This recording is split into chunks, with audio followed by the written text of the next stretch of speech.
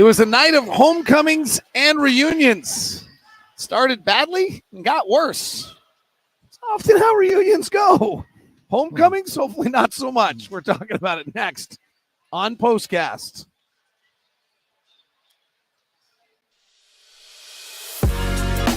You are Locked On Jazz, your daily podcast on the Utah Jazz. Part of the Locked On Podcast Network, your team every day. David Locke along with Ron Boone with you. We had audio problems on take one, so we are on take two. And the Jazz would like take two on this night as well. The night started, the Jazz were down 26-18 at the end of one. They were down by 11 at the end of two. They were down by 20 at the end of three, and they lost by 27. So it started badly, and it got worse, is really the only way to say it. It was an interesting night.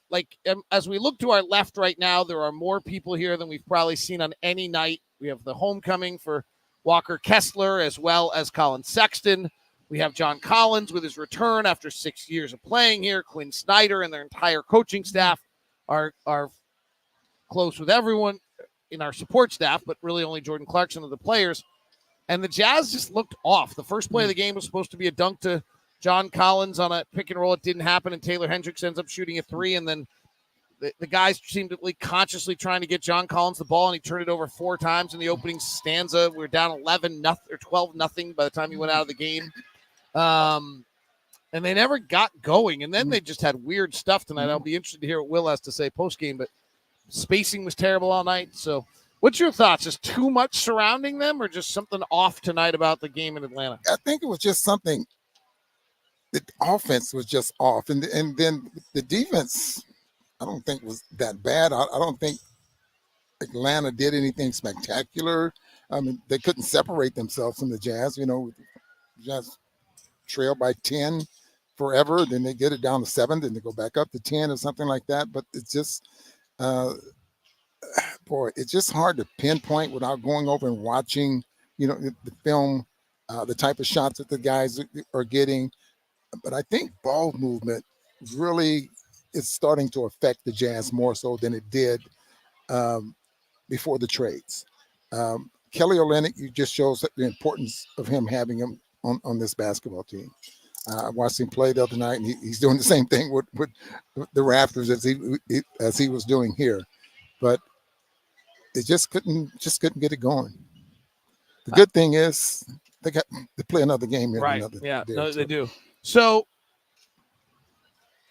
there's chicken or an egg conversation here. So the number one thing I think Will Hardy's going to talk about in the press conference is how bad the spacing was. Okay, I think he'll talk about that, I would guess. So was the one-on-one action because the spacing was bad? No, and so therefore there was no room and guys weren't open because there weren't passes available, or was the number one-on-one somehow then created guys not worried about spacing? We watched Quinn coach for about 8 years. Yep. He's a pretty good coach. So he knows Jordan Clarkson. He knows probably everybody on this team, and he knows the style of play. So if they pack it in the middle to the point where how many times did we get all the way to the basket? Right, yeah. For the most part. So you got to give Quinn a lot of credit for closing down the spacing and forcing the Jazz to, have to make plays or make a spectacular play or kick it out or whatever. Whatever the case, they could not do it. But I'm giving Quinn more credit than the spacing of the Jazz. It's interesting because I had 2 things I was curious about tonight coming into the game in regards to Quinn. One is I've been with Quinn when he's maniacally prepped for a game before. And this seemed like a night where he might maniacally prep for a game, right? There's just a lot to this one. And then I actually thought to myself, well, he has such a bad defense that he probably can't maniacally prep for the game. But I was curious to see, and maybe we'll go back and watch the first half on the plane, what they would do knowing who the Jazz are, because I think Quinn could reveal, Quinn's prep would reveal something.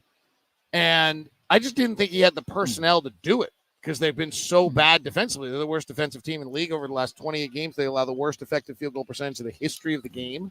So I really thought that they would struggle to be able to impact the Jazz the way that they may have tonight. I think they have some athletes on this team, and I don't think it's that difficult to prep for a person that wants to score off the dribble a lot, and it's going to change directions, and that type of thing. So again, I'm giving him more credit than the bad spacing for the Jazz. Interesting. Yeah. What did you see? All right, so let's go back to that then.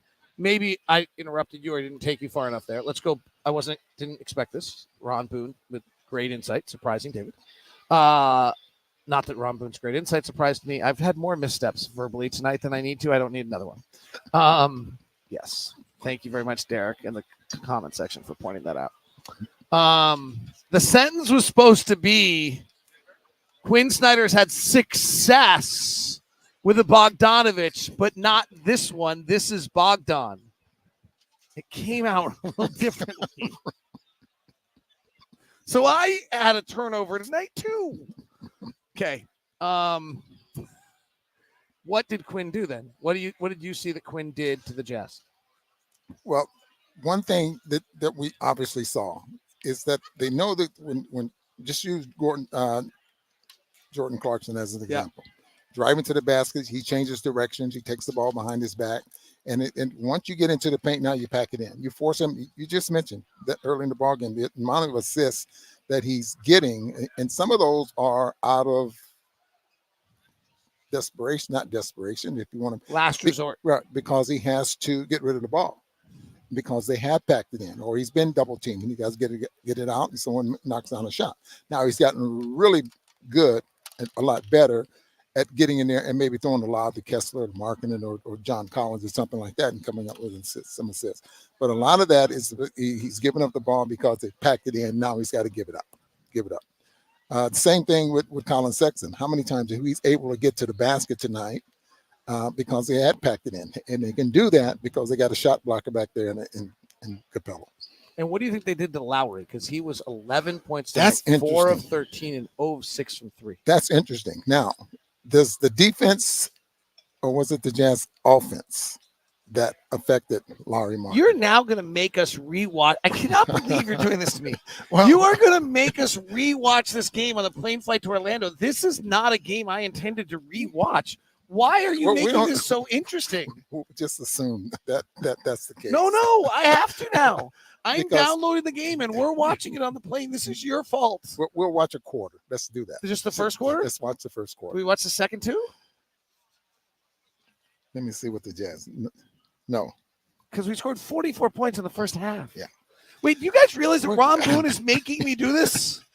Why would Ron Boone make me have to watch this again? There's no chance he can say all these things and have me not go back and investigate whether it's true or not. So this is a game that I think Will's not going to watch this game with the team. He's going to watch it himself? He might watch it with himself, or he's just not going to watch it at all. Just forget about this basketball game. Like he's watching quarterbacks from Netflix on the plane to fly to Orlando. That would have been way more fun. So maybe we ought to do that as well. Do that too. Will's going to walk back to the back of the plane to come see us. We're going to be watching the game. He's going to be like, "Why are you watching that?" There are so many coaches that will do that because you'll end up pointing out something of every player. So I'm more interested. Here's the question I have. I'm interrupting you on purpose. I want to know not whether Will Hardy's watching this, but is Jamal Mosley watching this? And is Eric Spoelstra watching this? And did Quinn Snyder do something tonight that nobody else has done? Or were we just bad tonight? Good question. I would imagine they would watch enough of it to say, well, the Jazz was just bad. Okay. Yeah. We weren't very good. We did not score for the first 5 minutes. You're going to make me rewatch the first 5 minutes when I am going. Well, here's my theory tonight. Here's my theory. And I said this I don't believe in this stuff, but I believe the crystals and magnetic something or other and biorhythms and astrology or something is out of whack because the entire NBA was wacky tonight. The Charlotte Hornets scored like 22 points in the first half of their game. The Spurs scored like 40 and we scored 44. And it's not like Monday nights are that good out on town. Is that a horoscope? Yeah, that kind of stuff. Yeah, that kind of stuff. But like crystals and energy and all that, I think. Lacey wants to know whether she should rewatch the second half because she missed it. No. Go to bed. Yeah, get ready for your class, Lacey.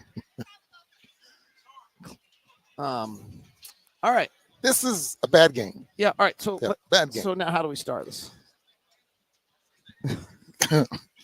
Well, you want to give out a score? Let's get one to Kessler. Walker Kessler. played really Yeah, hard Walker tonight. Kessler. He played Walker really played. hard. By the way, some of our transition defense tonight was really horrendous. Yeah. Just in fairness. So what did they give up? Transition. Fast break points. They had 22. Well, that's a lot. Yeah. When they scored 124. Yeah. So Kessler, maybe Sexton. Yeah. Let's go to the Georgia boys. Yeah. In front of their hometowns, Colin Sexton and Walker Kessler. Sexton had 6 steals tonight. I didn't know that.